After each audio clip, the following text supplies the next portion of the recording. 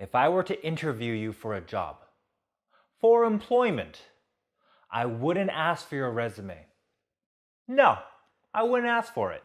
How good you are at jamming the copy machine with paper and typing up a crappy cover letter that nobody cares about tells me nothing about you. Instead, what I would do is ask you what your dance shoes are.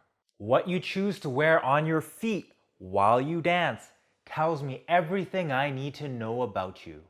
Let's find out who you really are. Before we start though, if you want to watch more dance comedy videos that make you laugh and be happy, then please subscribe to my channel. Let's get on with the video. Pointe shoes. What do pointe shoes say about you?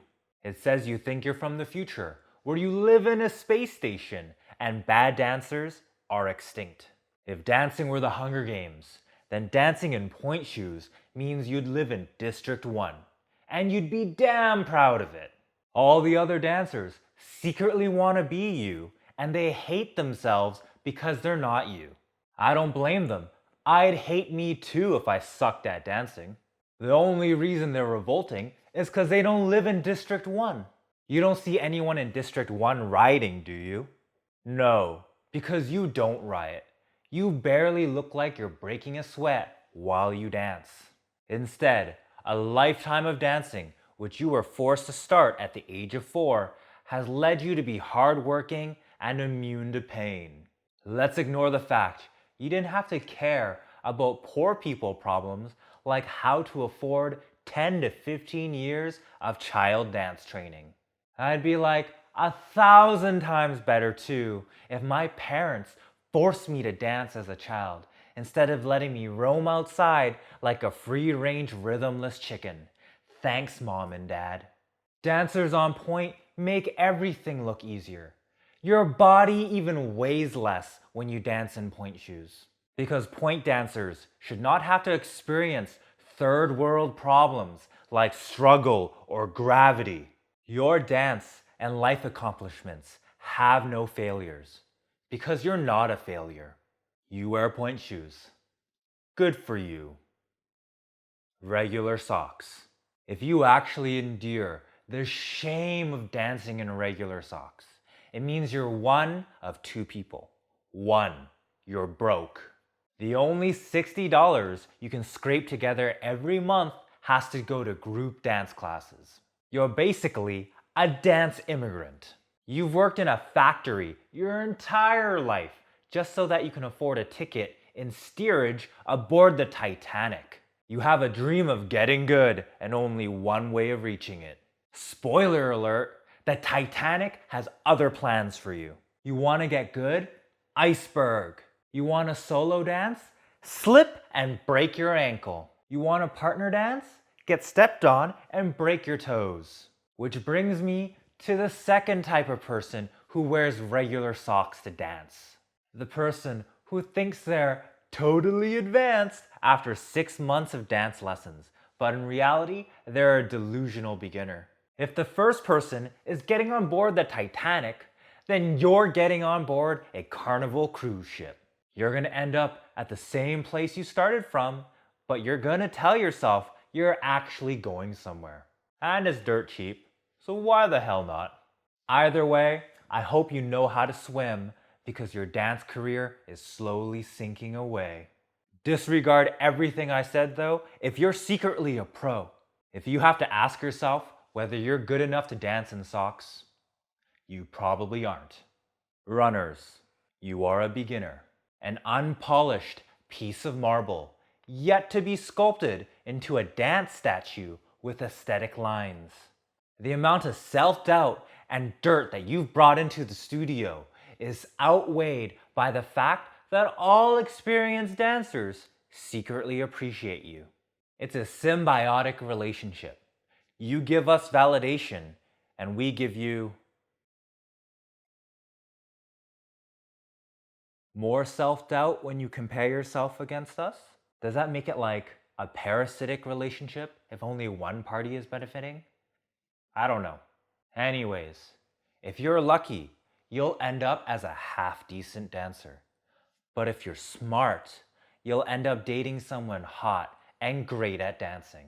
The only useful thing that dancers get out of dancing are cute people to date. It's like a $30,000 per year Tinder subscription. No regrets though. You've just started dancing and you can't wait to show off your terrible dance moves to your non-dance friends. You are finally the popular girl or the hotshot guy in high school you've always wanted to be. This is because you can post on Facebook and get over 100 likes for the first time ever in your life. Too bad high school was 10 years ago. Better late than never, right? Dance sneakers. You're past your prime, and just like any broken body dancer, you care more about comfort and ergonomics than style and precision. You like to tell people how amazing you were back in your day when dancing was 10 times as hard and dance floors weren't even invented yet. You're the person who talks at other people and tries to make other people admire the skills you think you had but never really did. Ha! What a joke. I'll be sure to play slower music to make dancing easier for you. Slip-on socks for runners. You are a dancer. The outside world was not made for dancing. You don't care though, and you were smart enough to figure out a way to dance outside while not wrecking your dance shoes. Unlike the rest of us who wrecked our shoes and our feet dancing outside. Now please, use your entrepreneurial skills to find out a way to make dance clothes more affordable and comfortable. We promise to pay you with exposure. Flamenco shoes. You are Spanish. Even if you're not, you are Spanish. You like wearing weird dresses because it shows off your personality. You date matadors who run with the bulls. And you also believe that playing drums is meant to be done with your hands instead of with two sticks on an actual drum. You're like a tap dancer, except with your hands. And last but not least, red is your favorite color. Why else do you think the matadors like chasing after you? Foot undies, toe thongs, toe socks, whatever these things are called. You love feeling grounded and connected with the floor. Nothing excites you more than doing acrobatics on the balls of your feet and scaring everybody else around you because they think you're doing capoeira and you're gonna kick them in the face. Your feet are the only part of you that's grounded because you're also insane. If you were on my hot crazy graph, then you'd manage to double your crazy score and somehow break my graph. Please don't key my car for telling the truth. Barefoot. You're a monster, an artistic savage, and you have facial expressions like one too. Your feet are full of calluses, and you avoid pedicures like an anti-vaxxer. You have weirdly shaped feet, and your broken toes no longer feel pain. After you leave the dance floor, nobody else wants to go on after you.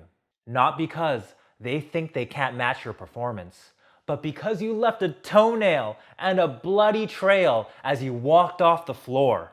You think every other dancer is weak in comparison to you. And that's all the dance shoes we have for you today. But wait, I know what all of you viewers are thinking, especially you, Felix. Leave it to the German dancer to tell me how incomplete my dance shoe list is. Obviously, there are way more dance shoes that I've yet to cover, but I can't make a 30-minute video. Here's a quick screen run of all the dance shoes I want to talk about in the future.